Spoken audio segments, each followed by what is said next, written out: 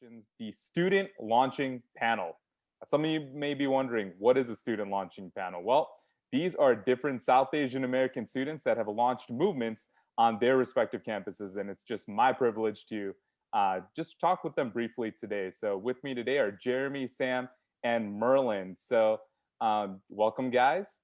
I just wanted to just take some time to briefly introduce yourselves. So if you could just tell us your name, your campus, how did you get connected to design, and what does design look like on your campus? So first, let's go ahead and start with Merlin. If you could just answer those questions, Merlin, that'd be great.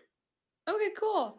Hi there, my name is Merlin. I go to Drexel University, which is in Philly. So, how did I get involved with design? So, it happened when I was at Cruise Winter Conference, and Caleb from Temple came up to me and he was like, we have something for Asians. It's called design. But then to me it registered, and I was like, he sent me a picture and I was like, oh, okay, South Asians, because at first, like, South Asian Americans, because at first I was like, I'm brown. And then, yeah, so what does design look at Drexel? So for us, it's meeting especially with like Temple during like Philly design events, whether it be social events, Bible studies, and like a classic Faith and Chai. So that's what it looks like for us.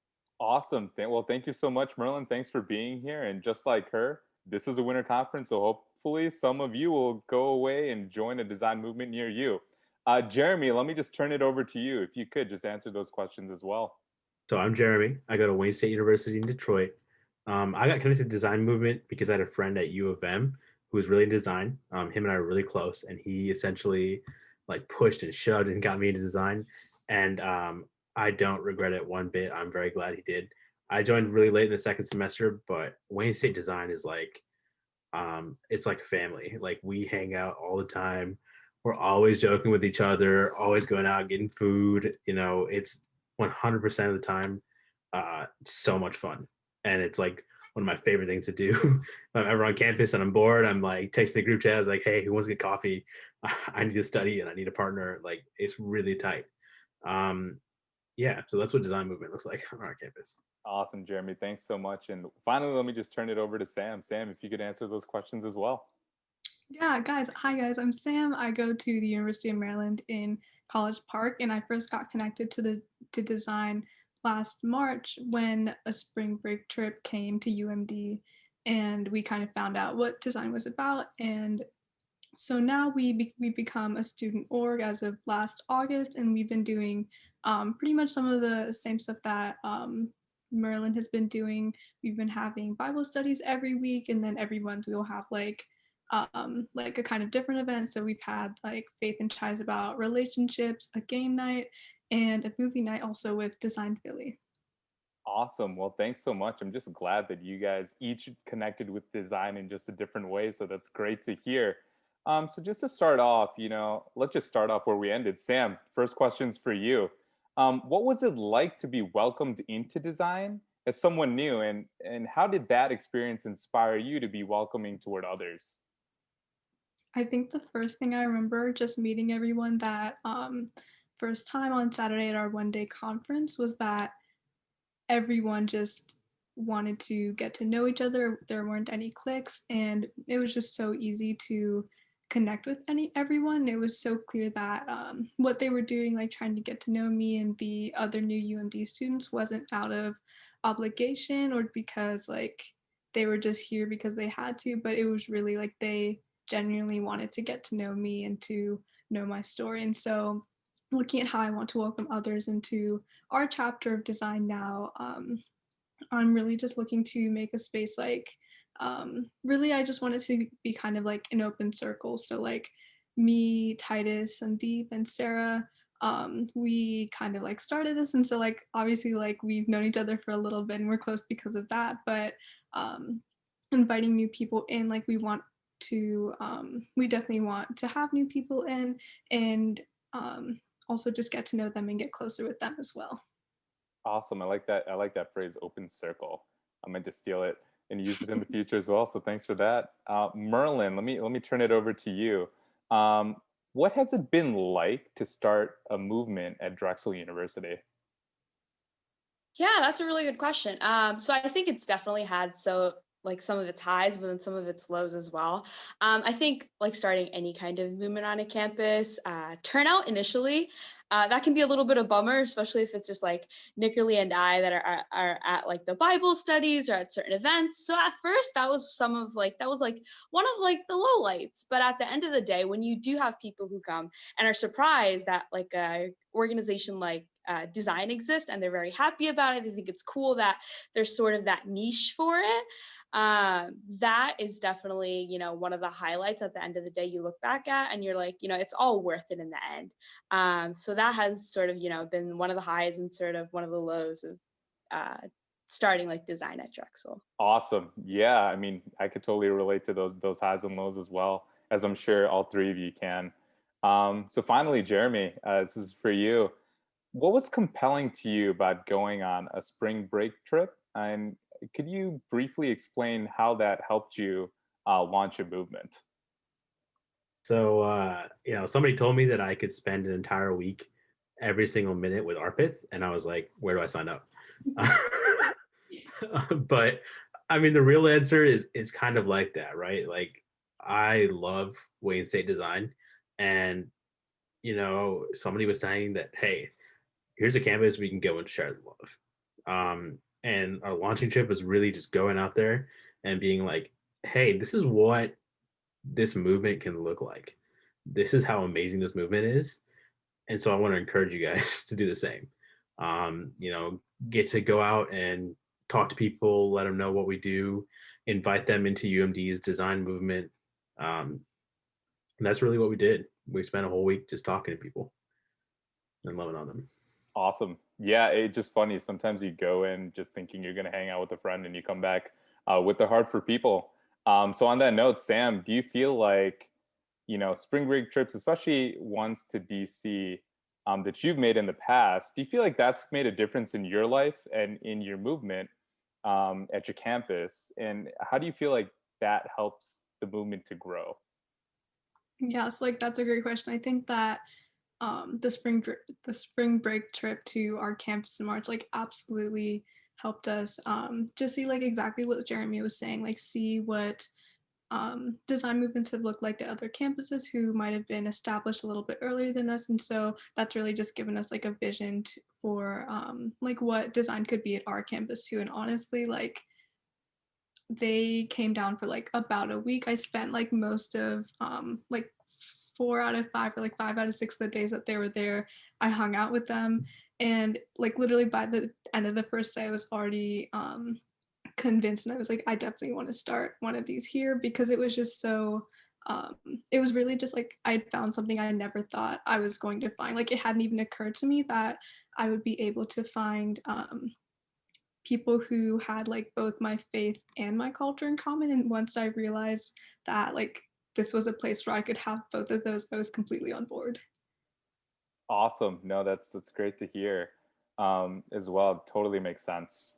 Jeremy, let me come back to you really quick. Now, I know you were excited about hanging out with your friend for a week, but were there any difficulties in even thinking about going on a trip, was it all just highs and just exciting things for you?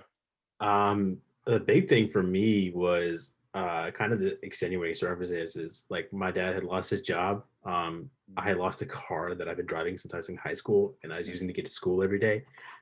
So like I was kind of tight on cash. And another thing was like, oh, spring break. Here's a whole week that I get to see all my friends from high school who are scattered across the world. And it's just like, actually, no, I'm going to drive to DC or fly to DC or whatever and spend the entire week there. So there's a couple of concerns. Like it didn't seem immediately like, oh, this is what I'm going to do.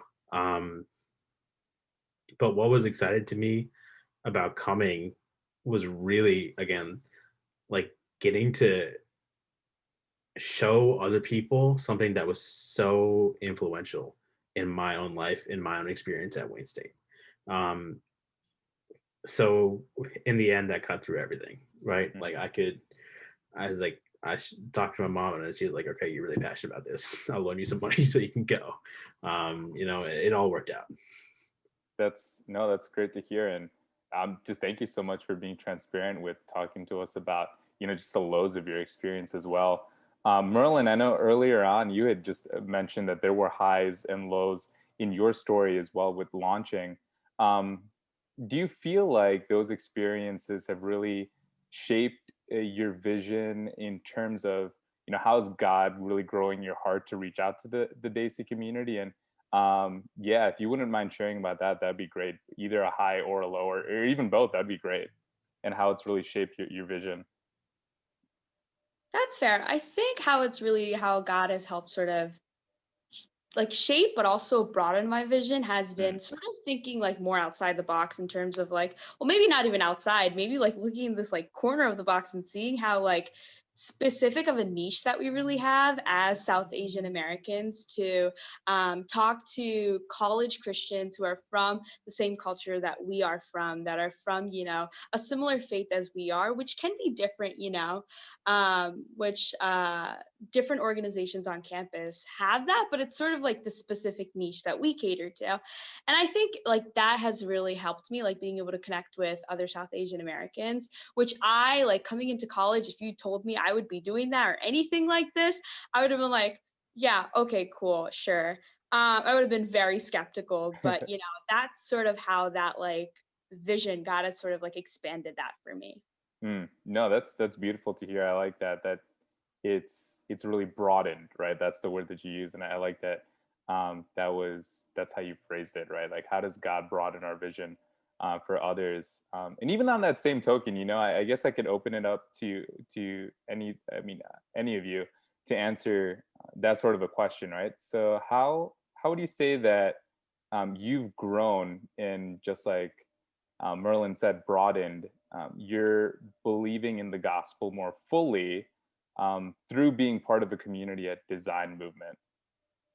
So feel free, if Sam or Jeremy, if you want to answer that first, and that'd be great.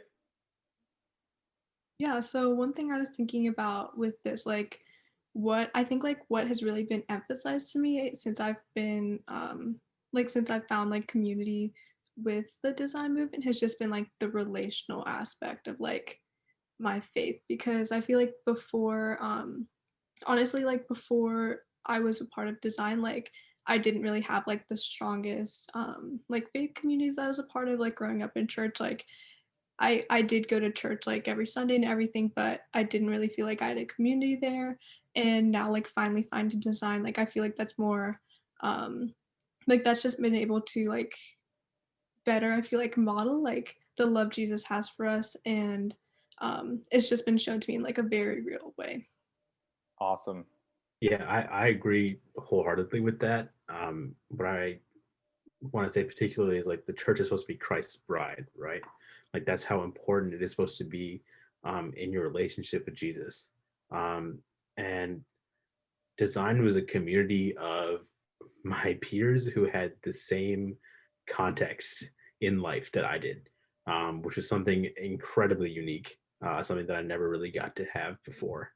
Um, and it was really big in helping to see like what the gospel was like for me, for people like me, how the gospel can shine through this big umbrella of cultures, but also, hey, this is what it looks like in your context. No, that's beautiful to hear too. Just contextualizing the gospel, I believe, is how you phrased it, and I really like that you phrased it that way. I think it's a good segue into sort of another question that I had, and once again, maybe we can start with Merlin on this one, and we can maybe work our way backwards. But just with that idea of contextualizing the gospel, being part of Design Movement, helping launch a movement on your campus, how would you say that design has really shaped your heart with the value of wanting to mobilize believers to impact the world, whether through personal experiences, or how has design helped you do that, or even serving with design, how has that helped you grow in that vision to really mobilize believers to impact the world? Fair. I think when it comes to looking at this on a much broader scale, sort of not just like us, our state or our country, but in terms of the world, I think what really plays a key part for me is the concept of textualization. Because at first, before I even came to know what that was, before I even really like started being involved in it, I was like, well, how big of a difference can like explaining something in a certain culture or in a certain manner really make, right?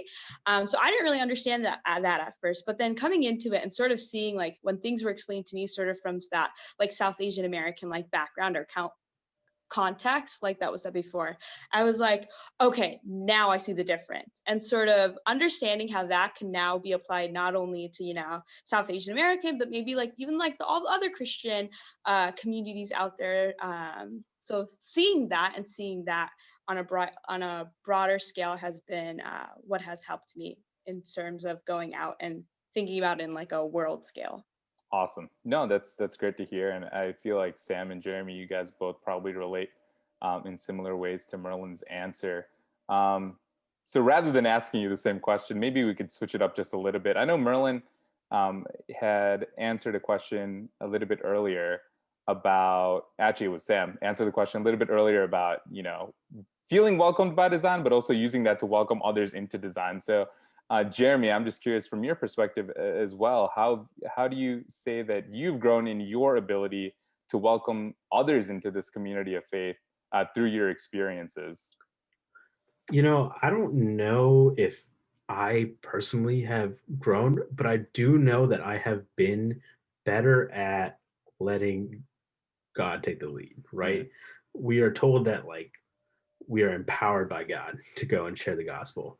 And at UMD, my week at UMD, like I met this kid who was Indian, who was not only reading the Bible, but reading like C.S. Lewis, reading like Billy Graham.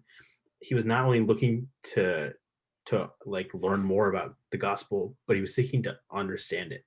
mm, Um, and it was so amazing to be like, here, I know people who can talk to you about this faith, but also talk to you about this faith and know how you grew up, know where you come from, know the struggles of trying to tell parents who believe something different.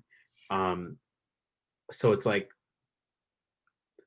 it really is just trusting in God. You know, I've grown immensely in my ability to let Him flow through me. awesome. Thanks so much, Jeremy. And then maybe with that last idea, I can let Sam and Merlin kind of make a little bit of closing remarks as well. Jeremy's sort of like that last sentence that he said, really growing and trusting in God. Sam or Merlin, would you say that there's one word that really encapsulates your experiences with launching a movement that you think about in terms of God and his character, right? For Jeremy, I think you would say that it's trust, but for either of you, what would that word be? Just to leave our audience with something in your perception of God and how it's grown. Mm, I think mine would definitely be steady. It's yeah. Steady. And Sam? Yeah, honestly, like I feel pretty similar to Jeremy. I think the first word that popped into my head was just faith because it's like we started like last fall, like fall 2020, like we weren't on campus, like we weren't really sure how we were going to recruit or guests or like just like tell people about like our new ministry, but it definitely has been like a lot of just having faith in like the people I'm working with and obviously in the God that I'm working for to kind of Awesome. Well, thank you so much. I think that was just beautiful takeaway for all of us. Trust, steady, and faith. So just once again, I just want to thank you, Jeremy, Sam, Merlin, for just joining us on this panel and just sharing your experiences. I know I appreciated it, and I know that those that are listening definitely appreciate that as well.